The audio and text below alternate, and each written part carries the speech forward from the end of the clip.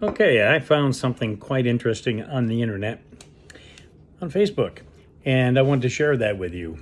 It is titled, "What is Gaslighting?" Well, the term originates in the systematic psychological manipulation of a victim by her husband in Patrick Hamilton's 1938 stage play called Gaslight, and the film adaptations that were released later on in 1940 and 1944. In the story, the husband attempts to convince his wife and others that she's insane by manipulating small elements of their environment and insisting that she's mistaken, remembering things incorrectly, or delusional when she points out these changes. The play's title alludes to how the abusive husband slowly dims the gas lights while pretending nothing has changed, in an effort to make his wife doubt her own perceptions. The wife repeatedly asks her husband to confirm her perceptions about the dimming lights, but in defiance of reality, he keeps insisting that the lights are the same, and instead, it's she who is going insane. We're living in a perpetual state of gaslighting now here in the US. The reality that we're being told by the media is at complete odds with what we are seeing with our own two eyes. And when we question the false reality that we're being presented with, or we claim that what we see is that actual reality, we're vilified as racist or bigots or just plain crazy. Well, you're not racist, you're not bigots, and you're not crazy. You're being gaslighted. New York State has twice as many deaths from COVID-19 than any other state, and New York has accounted for 1/5 of all COVID-19 deaths. But we're told that New York Governor Andrew Cuomo has handled the pandemic better than any other governor out there. But if we support policies of governors whose states had only a fraction of the infections that Governor Cuomo had and the deaths that he had, we're suddenly called anti-science, and somehow we want people to die. Okay. So we ask ourselves, am I crazy? No, you're being gaslighted. We see mobs of people looting stores, smashing windows, setting cars on fire, burning down buildings, but we're told that these demonstrations are peaceful protests. And when we call this destruction of our cities, when we call them riots, suddenly we're called a racist. So we ask ourselves, am I crazy? No, you're being gaslighted. We see the major problem destroying many inner cities is crime.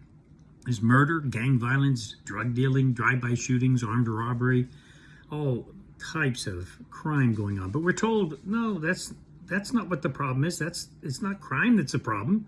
It's the police that are the problem. We need to defund the police, right? So that's what we're told. We're told we must defund the police and remove law enforcement from these crime-riddled cities to make them safer. But if we advocate for more policing in cities which are overrun by these crimes, we're accused of being white supremacist and racist. So we ask ourselves, am I crazy? No, you're being gaslighted. The United States of America accepts more immigrants than any other country in the world.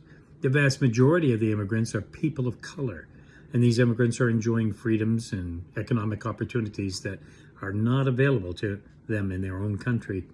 But we're told that the United States is somehow the most racist and oppressive country on the planet. And if we disagree, we're called racist and xenophobic. So we ask ourselves, am I crazy?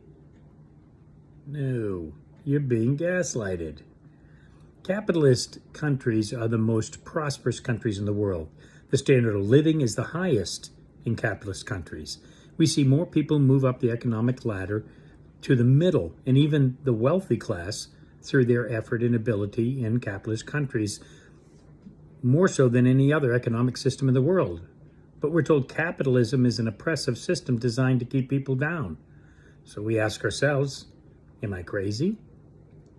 Nope, you're being gaslighted. Communist countries killed over 100 million people in the 20th century. Communist countries strip their citizens of basic human rights. They dictate every aspect of their lives. They treat their citizens like slaves and drive their economies into the ground. But we're told that communism is the fairest, most equitable, freest, and most prosperous economic system in the world. So we ask ourselves, am I crazy? No, You're being gaslighted. The most egregious example of gaslighting is this concept of white fragility. Have you heard of that? You spend your life trying to be a good person, trying to treat people fairly and with respect. You disavow racism and bigotry in all its forms. You judge people solely on the content of their character, not on the color of their skin. You don't discriminate based on race or ethnicity, but you are told you are a racist. Not because of something you did or anything you said, but solely because of the color of your own skin. You know instinctively that charging someone with racism because of the color of their skin is itself racist. You know that you're not racist. So you stand up and you defend yourself and your character. But you're told that your defense of yourself is proof of your own racism. So we ask ourselves, am I crazy? No, you are being gaslighted. Gaslighting has become one of the most pervasive and destructive tactics in American politics. It's the exact opposite of what our political system was ever meant to be. It deals in lies, in psychological coercion, and not the truth and intellectual discourse. If you ever ask yourself if you're crazy, you're not. Crazy people aren't sane enough to ask themselves if they're crazy. Trust your own eyes over what you're told. Never listen to the people who tell you that you're crazy, because you are not. You're being gaslighted.